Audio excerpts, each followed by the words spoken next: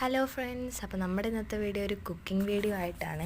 അപ്പം നമ്മൾ കളയുന്ന നെത്തോലിയില്ലേ, അത് വെച്ചിട്ടുള്ള വീഡിയോ ആണ്. അത് ഉച്ചയ്ക്കായാലും ചോറിൻ്റെ കൂടെയോ അല്ലെങ്കിൽ ചായയുടെ കൂടെ 4 മണിക്കോ അങ്ങനെ ആദ്യം തന്നെ ഈ നെത്തോലി ക്ലീൻ ചെയ്ത് മുള്ളെല്ലാം കളഞ്ഞെടുക്കണം. അതിൻ്റെ കൂടെ 2 ടീസ്പൂൺ കോൺഫ്ലവർ, 2 ടീസ്പൂൺ അരിപ്പൊടി, 1 ടീസ്പൂൺ മൈദാപ്പൊടി, ആവശ്യത്തിന് മുളക് പൊടിയും മഞ്ഞൾപ്പൊടി ഇച്ചിരി മതി, ഇഞ്ചി വെളുത്തുള്ളി പേസ്റ്റ്, ഉപ്പ് ആവശ്യത്തിന്, പിന്നെ മസാലപ്പൊടി ശകലം, വേണമെന്നുണ്ടെങ്കിൽ പെരുംജീരകപ്പൊടിയും ഇടാം, കറിവേപ്പിലയും വേണമെങ്കിൽ ഇടാം.